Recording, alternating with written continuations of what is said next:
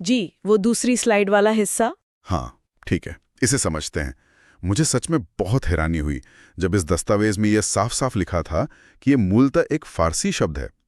मतलब एक आम नागरिक के लिए ये जानकारी थोड़ी झकझोर देने वाली हो सकती है। तो ये सफर आखिर शुरू कैसे हुआ? इस सफर को समझने के लिए हमें इतिहास और भूगोल में थोड़ा पीछे जाना पड़ेगा। असल में ये कहानी शुरू होती है सिंधु शब्द से। जो कि संस्कृत का शब्द है, राइट? एकदम सही। सिंधु मूल संस्कृत का शब्द है जो भारत के उत्तर पश्चिम में बहने वाली सिंधु नदी और उसके आसपास के इलाके के लिए इस्तेमाल होता था। प्राचीन काल में जब ईरानी या फारसी व्यापारी भारत की तरफ आए तो उनके सामने एक बहुत बड़ी भाषाई अड़चन थी। भाषाई अड़चन मतलब वो लोग स नहीं बोल पाते थे क्या? हाँ, बिल्कुल वही बात है। उनकी भाषा में स ध्वनि का उच्चारण होता ही नहीं था। वो स को ह बोलते थे। अरे वाह! तो ये कोई सोची समझी रणनीति या साजिश नहीं थी, बल्कि सिर्फ उनके वोकल कॉर्ड्स या उच्चारण की एक सीमा थी। मतलब उन्होंने सिंधु को मजबूरी में हिंदू कहना शुरू कर दिया। जी, ये विशुद्ध रूप से एक ध्वन्यात्मक यानी फोनेटिक बदलाव था। और फिर समय के साथ ईरान में ये हिंदू शब्द धीरे धीरे बदलकर हिंद बन गया। अच्छा, और ईरानियों के लिए हिंद का मतलब क्या था? उनके लिए हिंद का अर्थ था भारत या कह लें भारतीयों का देश। इसके बाद भाषा का विकास थोड़ा और आगे बढ़ा। इस हिंद शब्द में एक ईरानी प्रत्यय मतलब एक सफिक्स जुड़ गया, ईक। तो शब्द बन गया हिंदिक। बिल्कुल, हिंदिक, जिसका मतलब था हिंद देश का निवासी या वहां की कोई भी चीज। और फिर मुझे लगता है कि इंसान की जो शब्दों को छोटा करने की पुरानी आदत है ना, उसी के चलते हिंदिक का क लुप्त हो गया होगा। यहाँ सबसे दिलचस्प बात यही है, उच्चारण की सहूलियत के लिए क गायब हो गया और आखिर में जो शब्द बचा वो था हिंदी। ये ऐतिहासिक सफर साबित करता है कि भाषाएं कभी भी सरहदों या राजनीतिक सीमाओं की मोहताज नहीं होती। सच में वो नदियों की तरह होती हैं जो कहीं और से निकलती हैं, रास्तों से नई ध्वनियां बटोरती हैं और किसी और देश की पहचान बन जाती हैं। तो एक तरह से जब कोई कहता है कि वो हिंदी बोलता है तो वो अनजाने में एक ईरानी फारसी शब्द का इस्तेमाल कर रहा होता है जिसका असली मतलब है हिंद देश की भाषा। हाँ, ये बहुत ही खूबसूरत विडंबना है।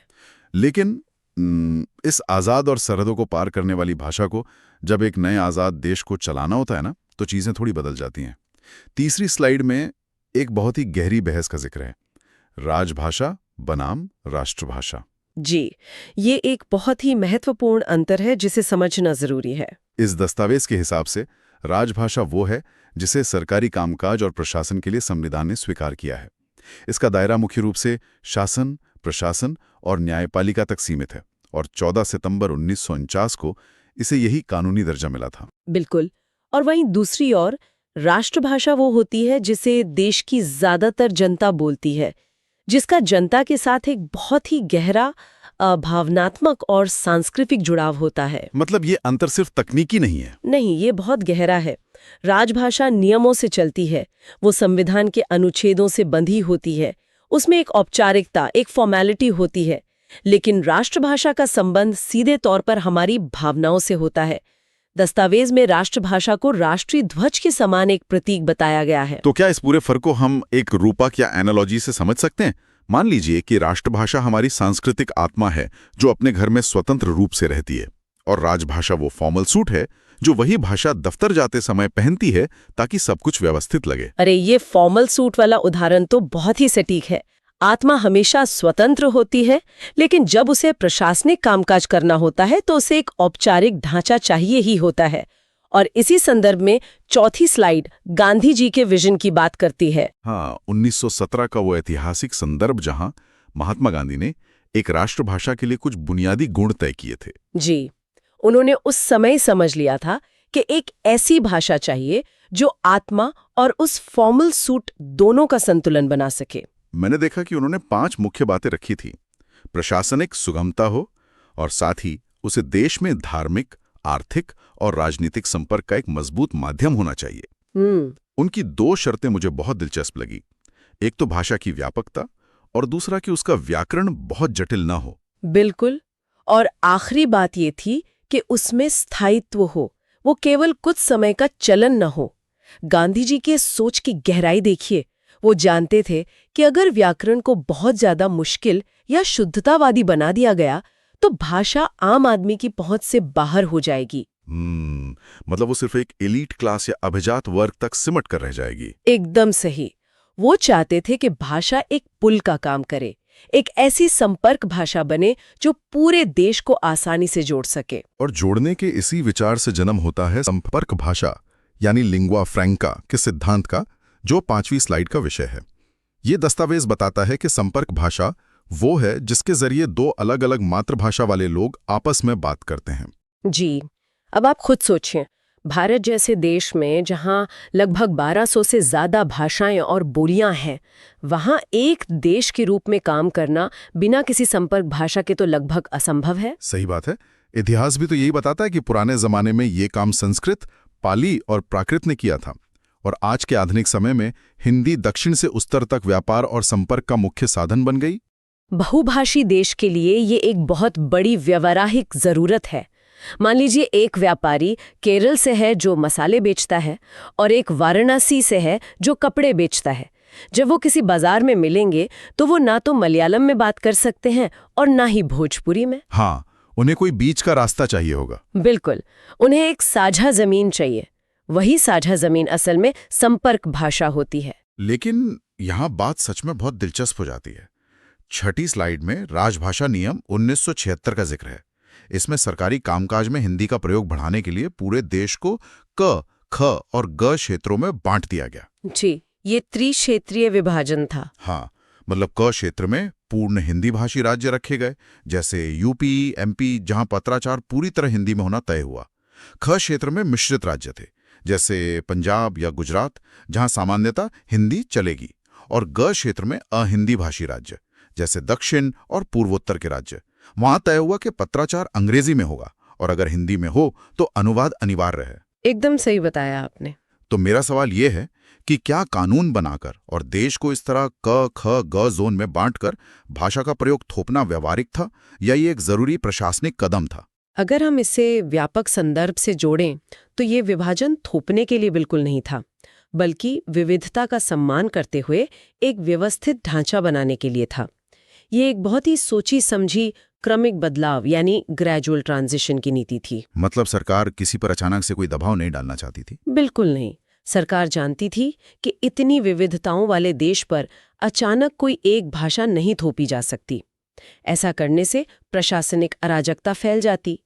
इसलिए ये जोनिंग सिस्टम बनाया गया ताकि गैर हिंदी भाषी राज्यों पर अचानक दबाव न पड़े और वो अपनी गति से व्यवस्था के साथ ढल सकें। ये नजरिया सच में इस विभाजन को देखने का एक बिल्कुल नया तरीका देता है।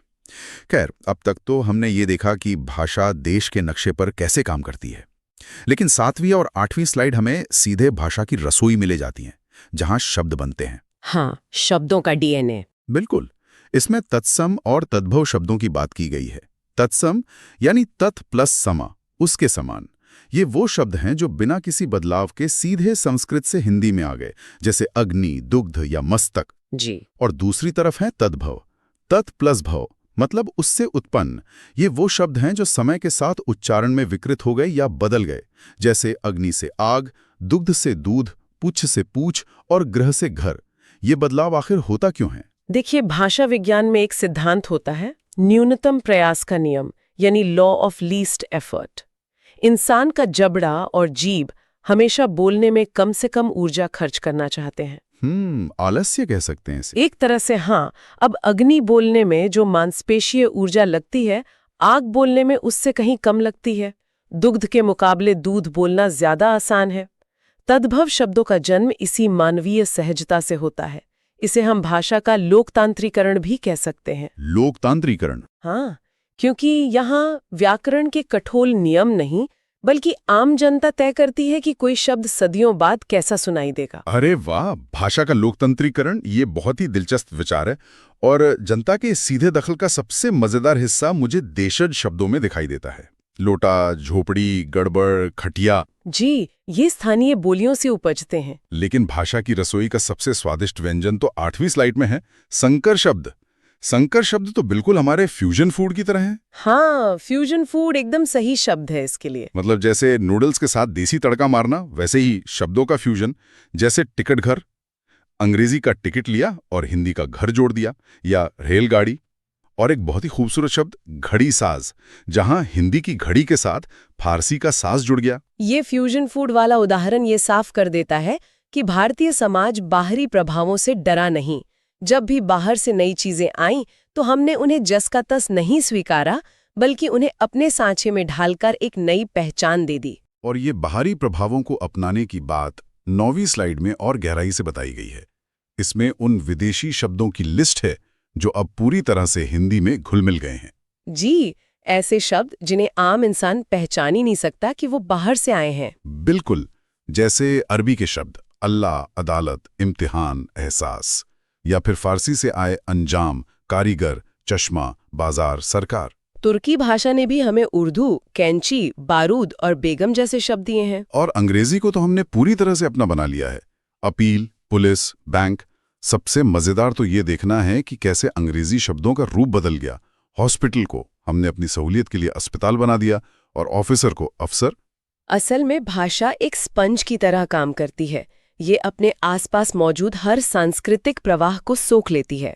अस्पताल और अफसर जैसे शब्द दिखाते हैं कि कैसे आम भारतीय जनता विदेशी शब्दों को अपने उच्चारण की सहूलियत के हिसाब से ढाल लेती है। तो इस सब का क्या मतलब है? मतलब अब तक हमने देखा कि आम बोलचाल की भाषा कितनी रंग बिरंगी और लचीली है, पर 10वीं स्लाइड पर आते ही जहां प्रयोजन मूलक हिंदी की बात होती है, वहां ये सारा लचीलापन अचानक से खत्म हो जाता है। जी, क्योंकि यहाँ से हम वापस भाषा के उस फॉर्मल सूट पर लौट आते हैं। हाँ, यहाँ स्पष्ट रूप से बताया गया है कि प्रयोजन मूलक हिंदी वो मानकीकृत रूप है जो किसी विशेष प्रयोजन या प्रशासनिक काम के लिए उपयोग होता है। यहाँ स्पष्टता अनिवार्य है। बिल्कुल, जब मामला सरकारी दफ्तरों या न्यायपालिका का हो तो आप भाषा के उस लचीले प्रकृति पर निर्भर नहीं रह सकते। यहाँ पारिभाषिक शब्दावली यानी टेक्निकल टर्मिनोलॉजी चाहिए होती है। मतलब शब्दों के अर्थ पहले से तय होते हैं। एकदम तय होते हैं।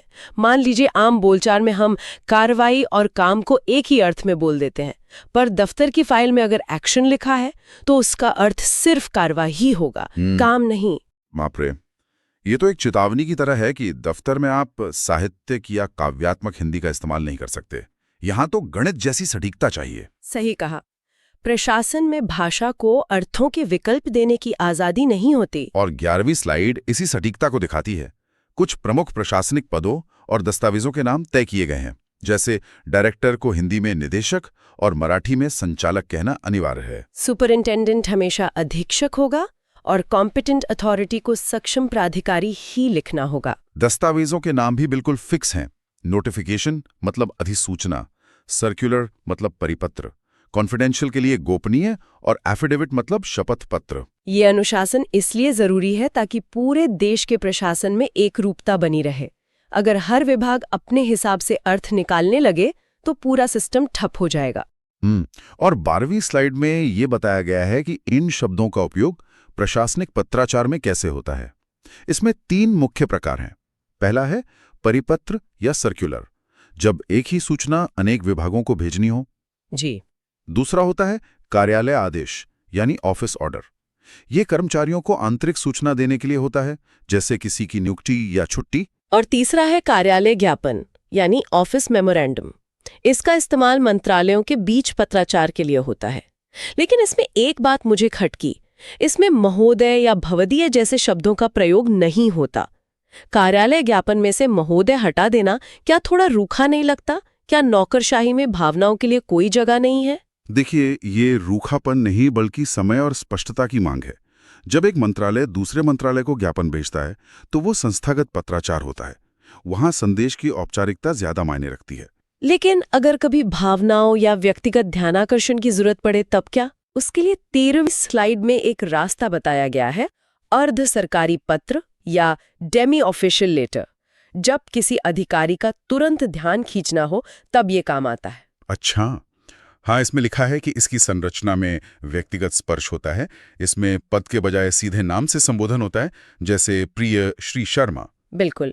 और इसमें पैसिव वॉइस की जगह उत्तम पुरुष यानी मैं का प्रयोग होता है और अंत में आपका सद्भावी का उपयोग किया जाता है।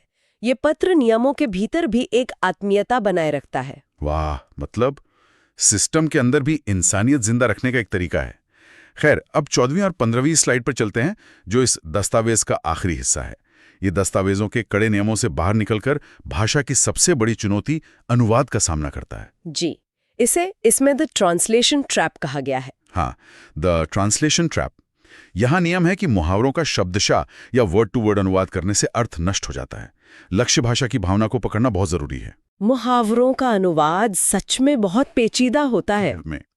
इसमें मराठी से हिंदी अनुवाद के बेहतरीन उदाहरण हैं, जैसे घाम गाड़ने। अगर कोई इसका सीधा अनुवाद करे तो बनेगा पसीना गिराना, जो कि गलत है। इसका सही अर्थ है पसीना बहाना या बहुत अधिक मेहनत करना। बिल्कुल। दूसरा है माशी मारने। इसका मतलब मक्खी मारना नहीं, बल्कि बिना काम के बैठे रहना है। और तीसरा तोंडाला पानी सुटने। इसे मुंह को पानी छूटना लिखना गलत होगा, सही है मुंह में पानी आना या ललचाना। तो कुल मिलाकर अनुवाद विज्ञान से ज्यादा एक कला है। आप शब्दों को ट्रांसलेट कर सकते हैं, लेकिन मुहावरों को ट्रांसप्लांट करना पड़ता है। बहुत सही कहा आपने। ट्रांसप्लांट करना पड़ता है। जी, वो दूसरी स्लाइड वाला हिस्सा। हाँ, ठीक है, इसे समझते हैं। मुझे सच में बहुत हैरानी हुई जब इस दस्तावेज सही इस सामग्री में वाक्य के 6 प्रमुख गुण बताए गए हैं। शब्दों को बस एक साथ लिख देने से वो वाक्य नहीं बन जाता। ये ठीक किसी इमारत को बनाने जैसा है। बहुत उम्दा तुलना है। शब्द ईंटों की तरह हैं, लेकिन अगर उन्हें जोड़ने के लिए पदक्रम और सन्निधि रूपी सीमेंट न हो तो पूरी इमारत ही ढह जाएगी। इसके अलावा सार्थकता, योग्यता, आकांक्षा और पदन्वय भी इसके स्तंभ है। एकदम सही। और इसमें जो सन्निधि है ना, उसका अर्थ समझना बहुत जरूरी है। सन्निधि यानी निरंतरता और शब्दों का एक दूसरे के करीब होना। सोचिए, अगर आज कोई कहे राम, हाँ, और फिर कल आकर कहे घर जाता है, हाँ, तो क्या ये एक वाक्य माना जाएगा? बिल्कुल नहीं। शब्दों के बीच समय और स्थान की जो निकटता है, वही उन्हें एक अर्थ में बांधती है। ये तो है। इसी तरह योग्यता एक और दिलचस्प गुण है। इसका मतलब है कि वाक्य में जो बात कही जा रही है वो तार्किक रूप से संभव होनी चाहिए। जैसे ब्लूप्रिंट में एक उदाहरण दिया गया है, आग से पौधों को सींचता है। अरे, आग से सिंचाई कैसे हो सकती है? वही तो। अब व्याकरण के हिसाब से देखें तो इसमें कर्ता, कर्म और क्रिया सब सही जगह पर हैं। लेकिन क्या आग से सिंचाई हो सकती है? नहीं। तो यहाँ व्याकरण सही होने के बावजूद वाक्य में योग्यता का अभाव है। सिंचाई तो सिर्फ पानी से ही हो सकती है। बिल्कुल। और एक और गुण जो मुझे निजी तौर पर बहुत दार्शनिक लगता है, वो है आकांक्षा। अच्छा, वो कैसे? इसका अर्थ है कि वाक्य अपने आप में पूर्ण होना चाहिए। उसे सुनने के बाद मन में कुछ और जानने की जो बेचैनी होती है, वो शांत हो जानी चाहिए। अगर वाक्य अधूरा है तो वो आकांक्षा को जन्म देता है और संचार वहीं टूट जाता है। लेकिन वाक्यों की सिर्फ ये बुनियादी संरचना ही सब कुछ नहीं होती। वाक्यों के प्रकारों को समझना भी जरूरी है, जो अगले स्लाइड में बताया गया है, जैसे सरल, संयुक्त और मिश्र वाक्य। हाँ, संरचना के आधार पर। सरल वाक्य तो समझ में आता है, पानी बरसता है, एकदम सीधी सी बात है। संयुक्त वाक्य में 2 स्वतंत्र हिस्से और या से जुड़ जाते हैं। लेकिन मिश्र वाक्य का जो उदाहरण दिया गया है वो बहुत दिलचस्प है। कौन सा वाला? वो उदाहरण है, वो कौन सा भारतीय है जिसने गांधी जी का नाम न सुना हो। इस पर अगर गौर किया जाए तो इसका पहला हिस्सा दूसरे हिस्से के बिना पूरी तरह पंगु है। और यही मिश्र वाक्य की असली पहचान है। ये निर्भरता का सिद्धांत है। मुख्य उपवाक्य और आश्रित उपवाक्य एक दूसरे के बिना अधूरे रहते हैं। ये संरचना तब काम आती है जब किसी जटिल विचार या तर्क को सामने रखना हो। यहाँ मुझे थोड़ा संदेह हो रहा है। संरचना के इन सख्त नियमों को सुनकर ऐसा लगता है जैसे हम कोई गणित का सवाल हल कर रहे हों। हाँ, ऐसा लग सकता है। लेकिन क्या भाषा सिर्फ संरचना है? क्या बोलते समय वाक्य का भाव या उसमें छिपी भावनाएं उसकी संरचना से ज्यादा महत्वपूर्ण नहीं हो जाती? बिल्कुल हो जाती हैं। जैसे एक ही संरचना को कभी हम आदेश देने के लिए तो कभी सवाल पूछने के लिए इस्तेमाल करते हैं। ये एक बहुत ही शानदार सवाल है। सच कहा जाए तो भाव ही वो गंतव्य है जहां संरचना को पहुंचना होता है। संरचना तो बस एक वाहन है। ब्लूप्रिंट में 8 तरह के भाव बताए गए हैं। हाँ, विधानार्थक, निषेधार्थक? बिल्कुल। विधानार्थक जो सिर्फ जानकारी देता है, निषेधार्थक जो मना करता है, आज्ञार्थक यानी आदेश, प्रश्नार्थक, विस्मयादि बोधक, इच्छार्थक, संदेहार्थक और संकेतार्थक। ये सब इस बात पर निर्भर करता है कि वक्ता का इरादा क्या है। एकदम सही। अगर वक्ता का इरादा साफ है तो व्याकरण की एक छोटी मोटी गलती भी माफ हो सकती है, लेकिन अगर व्याकरण पूरी तरह से सही है और उसमें से कोई भाव ही नहीं निकल रहा है तो वो बस एक बेजान वाक्य बनकर रह जाता है। तो अगर संरचना वाक्य को आकार देती है और भाव उसे जीवन देता है, तो असली समस्या तब खड़ी होती है जब हम इस जीवित प्राणी को किसी दूसरी भाषा की दुनिया में ले जाने की कोशिश करते हैं। यानी अनुवाद। हाँ, यहीं से हमारी चर्चा अनुवाद के विज्ञान की ओर मुड़ती है। और अनुवाद के बारे में स्लाइड 5 में एक बात बहुत साफ तौर पर चेतावनी की तरह दी गई है कि शब्दानुवाद यानी शब्द प्रति शब्द अनुवाद करना एक बहुत बड़ा जोखिम है। जोखिम ही नहीं, ये तो भाषा की हत्या करने जैसा है। हर भाषा का अपना एक अलग विकास क्रम होता है, उसकी अपनी एक धड़कन होती है। बिल्कुल। अगर अंग्रेजी के किसी वाक्य के हर एक शब्द को शब्दकोश से निकालकर सीधा हिंदी में रख दिया जाए तो वो वाक्य शायद समझ में ही ना आए। इसीलिए भावानुवाद की अवधारणा पर इतना जोर दिया जाता है। भावानुवाद का मतलब है कि मूल संदेश और उसके पीछे की भावना को पकड़ना है ना? हाँ, और फिर उसे लक्ष्य भाषा के सांचे में इस तरह ढालना कि वो स्वाभाविक लगे। लेकिन एक मिनट, यहाँ मुझे थोड़ा विरोध करना होगा। अगर हम रचनात्मक साहित्य या किसी कहानी की बात कर रहे हैं तब तो भावानुवाद बहुत अच्छा लगता है। लेकिन जब बात सरकारी दस्तावेजों, कानूनी मामलों या कार्यालयीन संवाद की हो तो क्या वहां शब्द दर शब्द अनुवाद ज्यादा सुरक्षित नहीं होगा, ताकि कोई कानूनी खामी ना रह जाए? आखिर वहां भावनाओं की क्या जगह है? देखिए, ये आपत्ति बहुत स्वाभाविक है, लेकिन यहीं पर अनुवाद का तीसरा प्रकार सामने आता है, जिसे व्यवहारिक अनुवाद या फंक्शनल ट्रांसलेशन कहा गया है। अच्छा, व्यवहारिक अनुवाद। हाँ, ये न तो पूरी तरह से मशीनी शब्दानुवाद है और न ही पूरी तरह से मुक्त भावानुवाद। इसका उद्देश्य होता है प्रयोजन को सिद्ध करना, यानी जो काम है वो पूरा होना चाहिए। बिल्कुल। कानूनी या सरकारी मामलों में भी अगर बिल्कुल शब्दानुवाद किया जाए तो अंग्रेजी का कानूनी वाक्य विन्यास हिंदी में एक ऐसी पहेली बन जाएगा जिसे कोई आम नागरिक नहीं समझ पाएगा। ओ, सही बात है। इसलिए वहां लक्ष्य ये होता है कि कानूनी मंशा और तथ्य सुरक्षित रहें, भले ही शब्दों के क्रम या वाक्य की बनावट को थोड़ा बदलना पड़े। तथ्य से समझौता नहीं होता, लेकिन भाषा की स्वाभाविकता भी बनी रहती है। ये बात समझ में आती है। और इसी बनावट को बदलने के लिए स्लाइड 6 में एक बहुत ही यांत्रिक नियम का जिक्र किया गया है, सिंटैक्स शिफ्ट। हाँ, अक्सर लोग सोचते हैं कि अनुवाद अंग्रेजी से हिंदी में जाने का एक सॉफ्टवेयर अपडेट है, लेकिन यह वैसा नहीं है। ये किसी कार के इंजन की जगह बदलने जैसा है। वो कैसे? देखिए, अंग्रेजी का नियम सब्जेक्ट वर्ब ऑब्जेक्ट यानी SVO है। यहाँ इंजन यानी जो वर्ब है वो बीच में लगा होता है, जैसे मोहन ईट्स अ मैंगो। सही है। लेकिन हिंदी में ये नियम सब्जेक्ट ऑब्जेक्ट वर्ब यानी SOV हो जाता है। इंजन बीट से निकलकर कार की डिक्की में चला जाता है, यानी मोहन आम खाता है। यहाँ क्रिया अंत में आ गई। ये कार के इंजन का उदाहरण बहुत ही सटीक है। किसी भी नए अनुवादक के लिए ये सबसे बड़ा और पहला नियम होना चाहिए। बिल्कुल।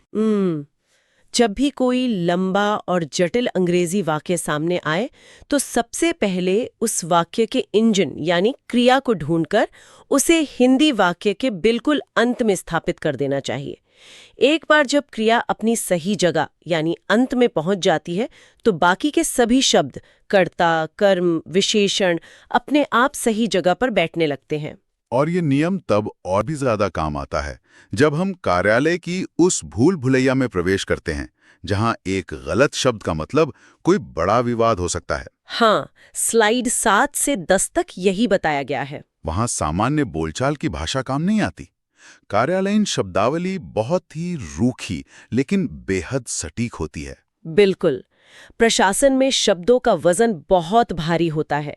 आप एक्शन को सामान्य रूप से काम कह सकते हैं, लेकिन सरकारी फाइल पर उसे कार्रवाई ही लिखना होगा। शब्दों का चुनाव बहुत अहम है। इसी तरह सर्कुलर कोई आम चिट्ठी नहीं है, वो परिपत्र है। और गैजेट हमेशा राजपत्र होता है।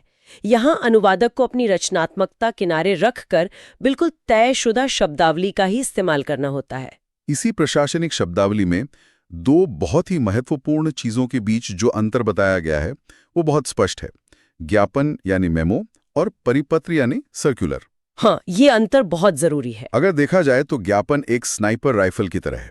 इसका निशाना बहुत सटीक होता है। ये मंत्रालय के भीतर या सिर्फ अधीनस्थ कर्मचारियों को सीधा निर्देश देने के लिए होता है। इसमें कोई महोदय नहीं, कोई भवदीय नहीं, सीधे मुद्दे की बात। और परिपत्र? इसके उलट परिपत्र एक ब्रॉडकास्ट टावर की तरह काम करता है। इसका काम एक ही समय में अनेक विभागों को किसी नई नीति या सूचना के बारे में बताना होता है। इस अंतर को समझना ही कार्यालयीन संचार की रीढ़ है और इसी संचार को एक व्यवस्थित रूप देने के लिए पत्रों का एक बहुत ही सख्त प्रारूप या वायर फ्रेम होता है। मतलब कोई भी कैसे भी पत्र नहीं लिख सकता? बिल्कुल नहीं। आप एक सरकारी पत्र को एक सादे कागज पर कहानी की तरह नहीं लिख सकते। सबसे ऊपर पत्र संख्या या संदर्भ होना अनिवार्य है ताकि सालों बाद भी उसे रिकॉर्ड से निकाला जा सके। फाइलिंग के लिए। हाँ, फिर प्रेषिती यानी जिसे पत्र जा रहा है, फिर एक पंक्ति में बिल्कुल सटीक विषय, इसके बाद संबोधन, फिर पत्र का मुख्य हिस्सा जिसे कलेवर कहते हैं, और अंत में स्वनिर्देश जैसे भवदीय और हस्ताक्षर। ये एक ऐसा ढांचा है जिसे तोड़ा नहीं जा सकता। और इसी ढांचे का एक बहुत ही दिलचस्प हिस्सा है शिकायती पत्र लिखने का प्रोटोकॉल। ये किसी अचूक सिस्टम की तरह लगता है। इसके 4 चरण बताए गए जो पूरी तरह से तर्क पर आधारित हैं। हाँ, वे 4 चरण बहुत महत्वपूर्ण हैं। पहला चरण है संदर्भ देना, यानी आप किस पुराने आदेश या बिल नंबर की बात कर रहे हैं। दूसरा चरण, समस्या को स्पष्ट रूप से बताएं, जैसे सामान टूटा हुआ था या गलत मात्रा में आया था। तीसरा चरण, समाधान मांगे, क्या आपको पैसे वापस चाहिए या सामान बदलना है। और चौथा चरण, प्रमाण संलग्न करें, जैसे बिल या इनवॉइस की कॉपी। अगर कोई इस 4 चरणीय सिस्टम का पालन करता है तो शिकायत के खारिज होने की गुंजाइश ही नहीं बचती। ये पूरी प्रक्रिया इस बात का सबूत है कि व्यावसायिक संचार में भावनाओं की कोई जगह नहीं होती। वहाँ केवल तथ्य और तर्क बोलते हैं। सब कुछ वस्तुनिष्ठ होना चाहिए। लेकिन क्या अनुवाद हमेशा इतना वस्तुनिष्ठ और रूखा होता है? जब हम कार्यालय से बाहर निकलते हैं तो अनुवाद की एक बिल्कुल अलग दुनिया सामने आती है, जहां उद्देश्य के आधार पर अनुवाद की पूरी शैली ही बदल जाती है। हाँ, और ये अनुवादक के लिए सबसे बड़ी परीक्षा होती है, जिसका जिक्र स्लाइड 11 में है। मान लीजिए किसी समाचार रिपोर्ट का अनुवाद करना है। वहां अनुवादक को पूरी तरह से पारदर्शी होना पड़ता है। मतलब अपनी तरफ से कुछ नहीं जोड़ना। शैली ही चलती है। अनुवादक वहां अपने विचार नहीं जोड़ सकता। लेकिन इसके ठीक विपरीत, अगर किसी विज्ञापन का अनुवाद करना हो तो वहां वस्तुनिष्ठता काम नहीं आती। वहां तो क्रिएटिविटी चाहिए। हाँ, वहां अनुवादक को एक कॉपीराइटर के दिमाग से सोचना पड़ता है। उसे लय, तुकबंदी और उस पंचलाइन को खोजना पड़ता है जो उपभोक्ता के दिल में उतर जाए। और दिल में उतरने की इस कला में सबसे बड़ी रुकावट तब आती है जब व्याकरण के नियम एक भाषा से दूसरी भाषा में जाने पर पूरी तरह से पलट जाते हैं। यह इस विश्लेषण का वह हिस्सा है जिसने सच में हैरान कर दिया। लिंग और वचन का भेद। ये तो है।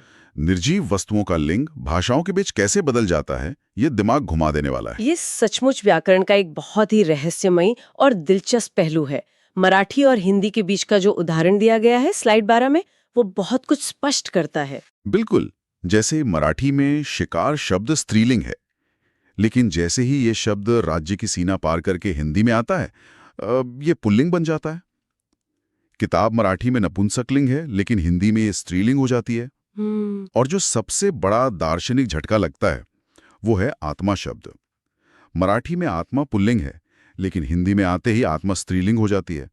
मतलब भाषा बदलते ही किसी की आत्मा का जेंडर ही बदल जाए, ये सोचना ही अपने आप में कितना अजीब है। ये सुनने में भले ही दार्शनिक या मजेदार लगे, लेकिन एक अनुवादक के नजरिए से ये एक बहुत बड़ा दुस्वप्न हो सकता है। हाँ, गलती होने की पूरी गुंजाइश है। बिल्कुल। अगर कोई ऐसा व्यक्ति जो मराठी सोच के साथ हिंदी में लिख रहा है, वो मेरी आत्मा की जगह मेरा आत्मा लिखते, तो वो वाक्य व्याकरण की दृष्टि से पूरी तरह गलत हो जाएगा। तो इसका समाधान क्या है? इसीलिए यहाँ सबसे सख्त नियम ये लागू होता है कि अनुवाद करते समय मूल भाषा के लिंग को भूल जाना चाहिए। हमेशा लक्ष्य भाषा यानी जिस भाषा में अनुवाद किया जा रहा है उसी के व्याकरण और लिंग भेद के अनुसार क्रिया का रूप बदलना चाहिए।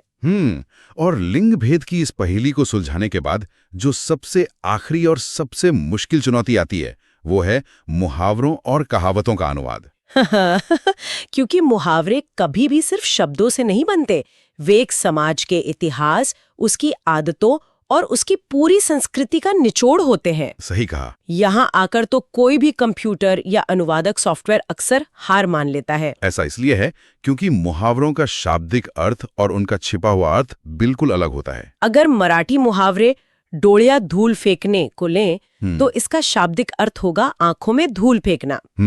लेकिन हिंदी में जो सही मुहावरा चलता है वो है आंखों में धूल झोंकना। इसी तरह जीभेला हाड़ नसणे, अगर इसका सीधा अनुवाद किया जाए तो अर्थ निकलेगा कि जीभ में हड्डी का ना होना, जो कि जैविक रूप से तो सच है, हर किसी की जीभ में हड्डी नहीं होती। बिल्कुल, लेकिन इसका सांस्कृतिक अर्थ है कि किसी का अपनी बातों पर कोई नियंत्रण ना होना। इसलिए हिंदी में इसका सही भावानुवाद होता है जबान में लगाम न होना। अरे वाह, क्या बात है। कहावतों के मामले में भी यही होता है। जैसे मराठी की कहावत डोंगर पोखरून उंदीर काटने को हिंदी में पहाड़ खोदकर चूहा निकालना बहुत ही अजीब लगेगा। हाँ, क्योंकि हिंदी संस्कृति में इसके लिए एक बिल्कुल तयशुदा कहावत सदियों से चली आ रही है, खुदा पहाड़ निकली चूहा। एकदम सही। और अनुवादक को यही खोजना होता है। तो ये कहा जा सकता है कि एक कुशल अनुवादक सिर्फ 2 भाषाओं का ज्ञाता नहीं होता, बल्कि उसे 2 अलग-अलग संस्कृतियों का भी विशेषज्ञ होना पड़ता है।